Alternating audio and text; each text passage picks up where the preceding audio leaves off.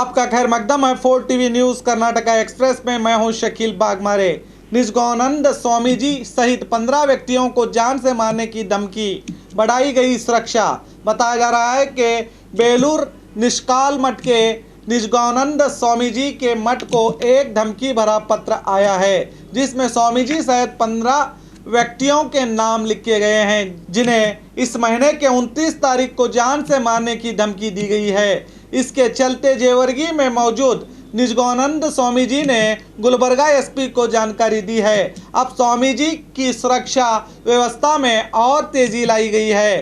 पिछले दिनों भी स्वामी जी को जान से मारने की धमकी भरा कॉल आया था। पुलिस की जांच से सिर्फ इतना ही पता चला कि ये कॉल शिवमोगा से आया था। इस धमकी भरे पत्र में महेंद्र कुमार, फिल्म स्टार प्रकाश राज और चेतन कुमार, प्रोफेसर बागवान और महेश, रिपोर्टर दिनेश, अमीन मुत्तू, कवि चंद्रशेखर पाटिल, गणेश अग्नि, श्रीधर और पूर्व सीएम एचडी कुमारस्वामी के नाम भी लिखे हैं। इस धमकी भरे लेटर की जांच चल रही है। तुम्हारी खोखली धमकियों के आगे मैं नहीं झुकूंगा, एचडी कुमारस्वामी। एक अनजान धमकी भरे पत्र में अपनी हत्या के जिक्र सुनकर कुमारस्वामी ने पहले ट्वीट करके आक्रोश जताया कि मुझे मारने वालों को शायद पता नहीं कि यहाँ मुझ जैसे लाखों लोग हैं। फिर आज प्रेस मीट में बात करते हुए बेंगलुरु में कहा कि मैं ऐसी खोखली धमकियों से डरने वाला नहीं हूँ। ये सब कौन कर रहे हैं मुझे सब पता है। जब जर्मनी में नाजी संगठन पैदा हुआ तब से आरएसएस संगठन भी पैदा हुआ है। इन दोनों संगठनों में ज़्यादा फर्क नहीं है। मुझको पाकिस्तान का समर्थक कह रहे हैं, पाकिस्तान जाने को कहा जा रहा है। मैं आपको बता दूं, कर्नाटक मेरी कर्म भूमि है। बात बात पर कहा जा रहा है कि टुकड़े पक्षों को खत्म किया जाएगा। आप भी पहले टुकड़ा पक्ष ही थे। हिंदू राष्ट्र और राम के नाम लेकर यहाँ तक पहुँचे हैं। आरएसएस और वीएचपी से मैं सीधे सीधे कहता हूँ कि जनता ने आपको मौका दिया है। देश में गरीबी बढ़ रही है, नौजवान बेरोजगार होते जा रहे हैं। इस और ध्यान दीजिए। अगर ऐसा जनहित काम करेंगे तो मैं भी तुम्हारा समर्थन करूंगा, कहा कुमारस्वामी ने।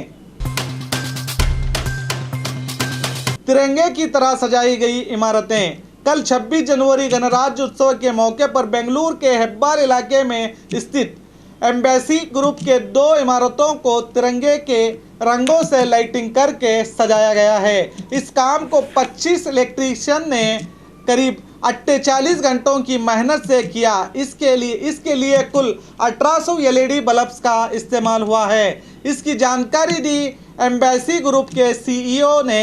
अब दूर से देखने पर यह इमारत एक तिरंगे की तरह ही नजर आती है। आनेगुंडी उत्सव में आपत्तिजनक कविता पढ़ने और प्रसार करने पर 2 पत्रकारों पर एफआईआर दर्ज।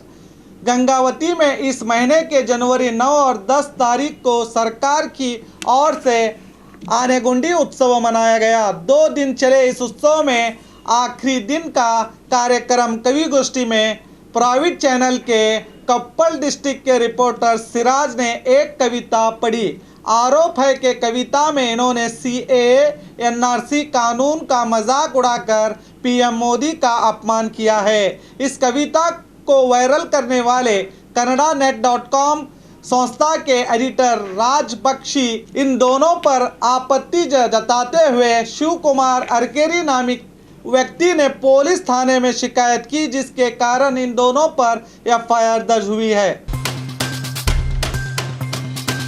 कुमारस्वामी के बयान को अहमियत देने की जरूरत नहीं है, बीवाय विजेंदर।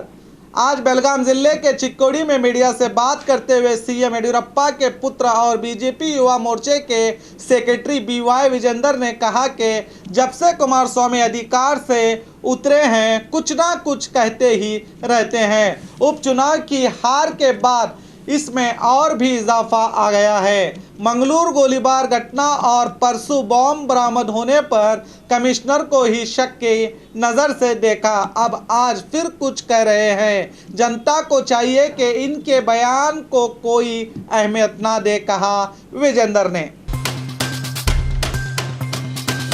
कब होगा मंत्रिमंडल का विस्तार, खामोश क्यों है सीएम? मंत्री बनने के ख्वाहिश लेकर पार्टी बदलने वालों को क्या अब भी मंत्री स्थान मिलेगा या नहीं?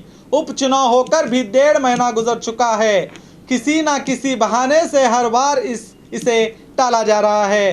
सीएम ने विदेश जाने से पहले खुद कहा था कि विदेश से आते ही मंत्रिमंडल का विस्तार होगा, मगर अब इस सवाल पर चुप्पी साधे बैठे हैं। आज से 3 दिन तक वो हासन और दूसरे जिले का दौरा करेंगे, फिर सोमवार को दिल्ली जाएंगे। इधर मंत्री बनने के लिए बेताब विधायकों की हालत और भी गंभीर नजर आ रही है। सीएम के विदेश से आते ही कई विधायक उनसे मिलने गए।